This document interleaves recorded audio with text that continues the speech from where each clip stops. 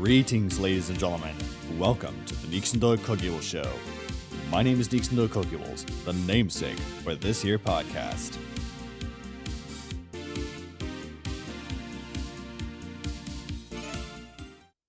That was way too long for me for a break, but I had scheduling conflicts that prevented me from posting any episodes. On top of that, I have a bonus episode I'm posting tomorrow at 5 p.m. Pacific time on Wavelake, as per the usual. That's how I've always done it though. That said, why don't I get into something I've been meaning to get into? That will be more software for local use. So assume you don't have to rely on a cloud service to scan everything. Now, keep in mind that this is all stuff for GNU Linux operating system, but Windows and Mac users can use the same software. Let me not waste any more time and get into it already.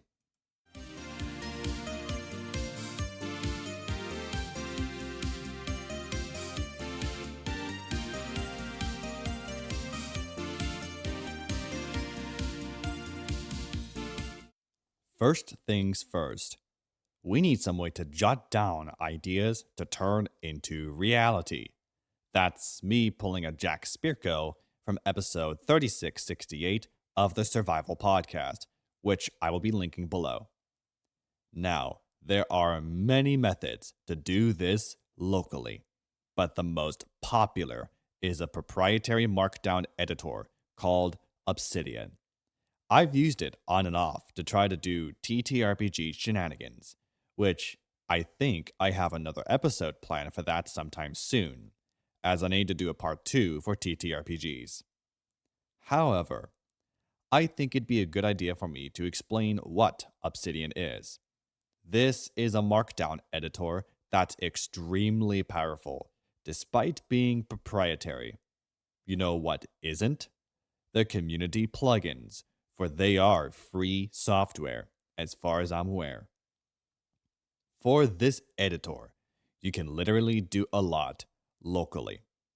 I wouldn't even bother getting an account with them to sync their computer, as cloud storage will get someone burned in the future.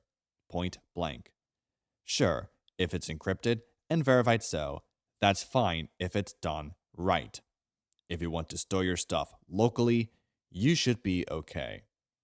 However, if you want encrypted cloud stuff, but still use Google Drive or Dropbox for some stupid reason, use something like PicoCrypt or Cryptomator. Heck, even Veracrypt would be a good option if you need an encrypted drive of some sort. These are some recommendations from a blogger, author, and privacy maxi who goes by the name Ghost. Back to Obsidian though. If you have stuff on Google Drive, get all of your documents in text file form, and then delete that stuff off of Google Drive. No exceptions, for those will burn you big time if you keep it on Google. On top of that, you'll want to place those in a vault you created beforehand in Obsidian. With this method, do everything locally and back it up with proper encryption and the like. However, doing everything inside of Obsidian will make it to where you control your thoughts and you don't give Google or any other cloud service provider of the like your brain. And that's no good.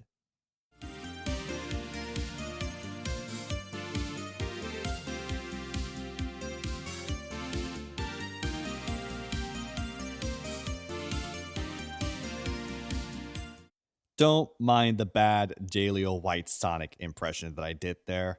Yeah, I tried it, but I just got up not too long ago at the time of recording. That's why.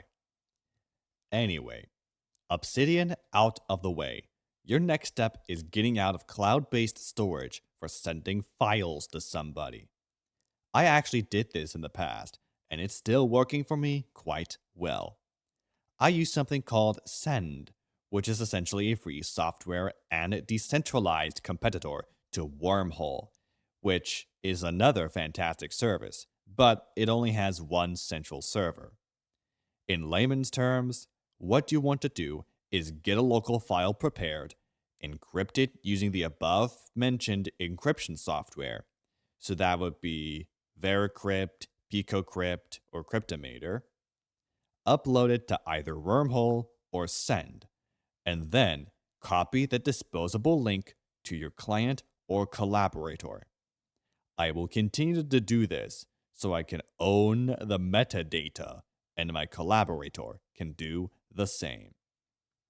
Moving on, however, let us get into local content creation. This is my realm, as I've been doing it like this for almost 4 years at this point in time. But I got my start on horrible cloud-based garbage roughly in 2017 or so. My, have I changed since. Now, I'll go deep into this one, especially since I'm the type of guy to do this in particular. Let us start with the OS. Linux only. No exceptions. Not Mac, not Windows. Only Linux. Windows and Mac have backdoors that you don't want. Linux could, but only if you use a really bad distribution that wants your data siphoned. I'm looking at you, Canonical. Don't try to do that stunt with Amazon again, alright? GNU Linux out of the way. Next, you need a Adobe Photoshop alternative for thumbnails. GIMP and potentially Inkscape could be good options. However, I just use GIMP for my thumbnails, and I do alright with how I make them. Oh wait, artwork. I just AI generated using a locally downloaded Stable Diffusion 1.5 model using Automatic 1111's Web UI.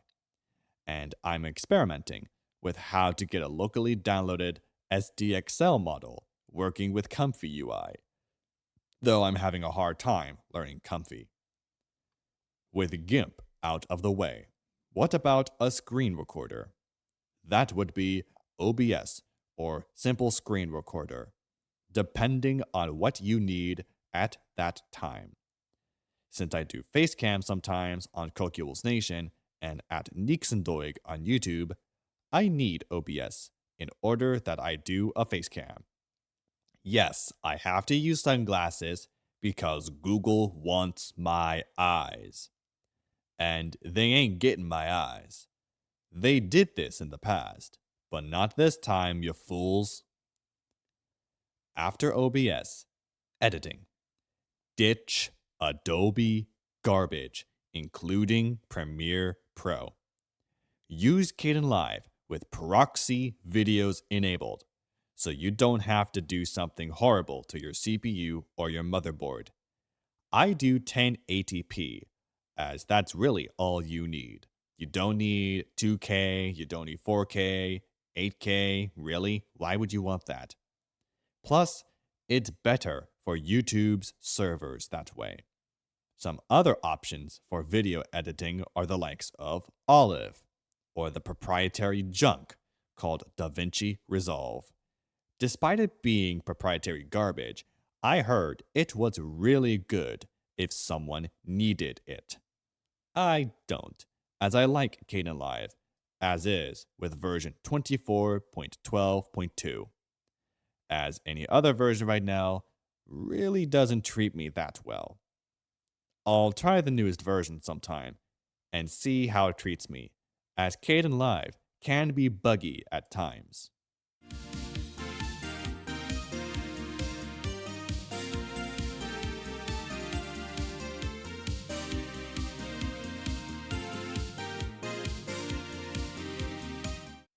Kdenlive out of the way, we get into web browsing, specifically for uploading onto YouTube. Firefox-based, hardened Firefox.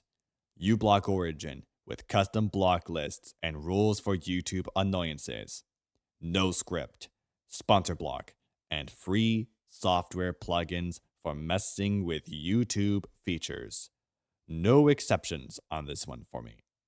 If you need a Chromium base, Brave, and the exact same plugins as with Firefox based or similar browsers and plugins. No exceptions for that one either. Not Vivaldi, which I tried and found to be garbage. Not ungoogled Chromium. Not Opera. Not Chrome. None of that. Either Firefox based or Brave. This is a quick edit. After I recorded the episode, I forgot to mention that you need different browsers for different purposes. And yes, compartmentalization is a requirement nowadays. You need to be able to separate your personal stuff, so chats and forums, go into one browser. Your banking needs to be on a different browser, and so on and so forth. I forgot to add that while editing. My apologies. Next, how you get engagement. Do not use Twitter. Do not use Blue Sky. I've considered starting a Mastodon for CISN and pointing people to that, but I'd have to find a good instance that will work with my needs. Pleroma and Miski are also good, as they can communicate with Mastodon. This is part of ActivityPub. Oh, and those two are Mastodon forks. However, since Mastodon seems to be having some issues with some sidebar UI right now, that might be a little bit of a challenge for some, though I actually got used to it very quickly. If you're a VTuber, vt.social is the instance for you to head to. I know there are VTubers who use Blue Sky, but that's AI moderated and centralized garbage. If you want decentralized, use a protocol that fully supports it. Next, how you get money for your work. Patreon is a no-go. Potentially Subscribestar is also another one I might not touch with a 10-foot pole. I'd have to find something for that. CoinDrop might be a good option. And I have that set up just in case I want to start accepting currencies that are not issued by a central bank. I'll leave it at that.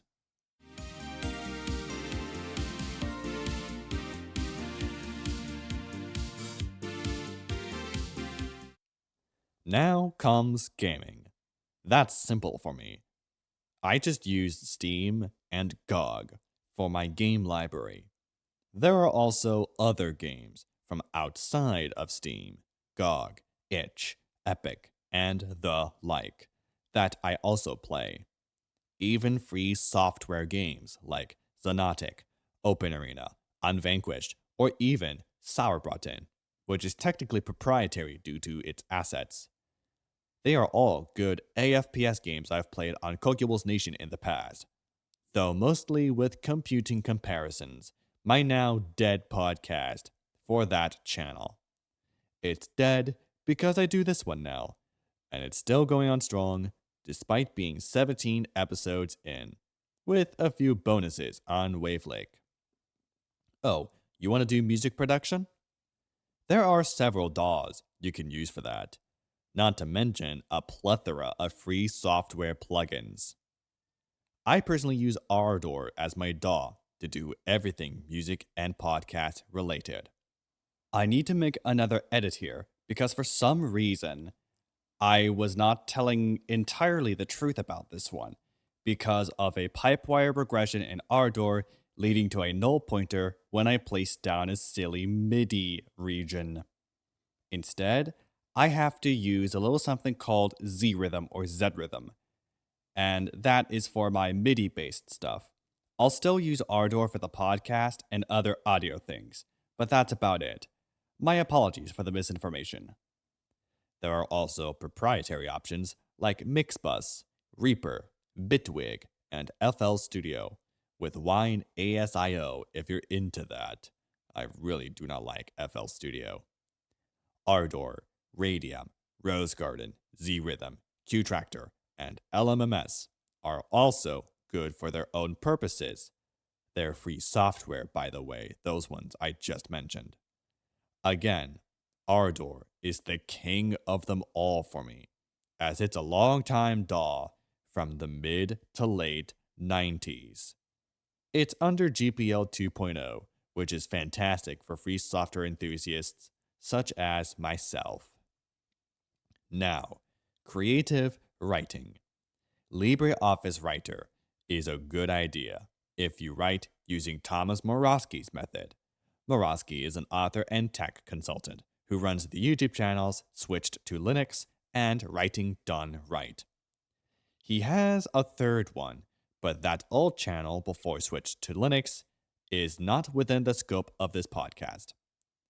I've been using one of them that isn't LibreOffice, called Novel Writer, which is a free software markdown-style book writing software for fiction writers such as myself.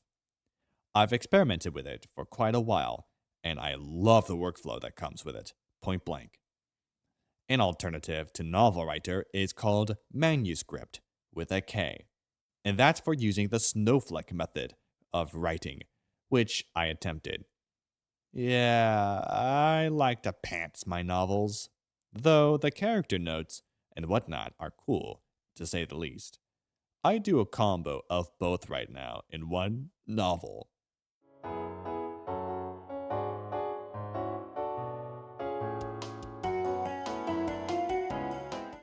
I'll have to leave this here, as that's your local first structure for almost any sort of content creator such as myself. I've done this for almost 4 years at this point, and it's not too late to start, though you'll probably want to do something about your old accounts and strip everything from them first. That said, every episode releases every Wednesday, provided there are no scheduling conflicts, at 4 p.m. Pacific Time. You can listen to this podcast on Wavelake, YouTube, and any other Podcast 2.0 player, such as Podverse, Fountain, my recommendation, AntennaPod, and many more. You can also use and snatch the RSS feed located in the show notes YouTube side and listen to the podcast on a player that doesn't support Podcast 2.0. I do this on Anytime for iOS, and it works great for my needs. That said, I'm out of time for today's episode. Thank you, and good night.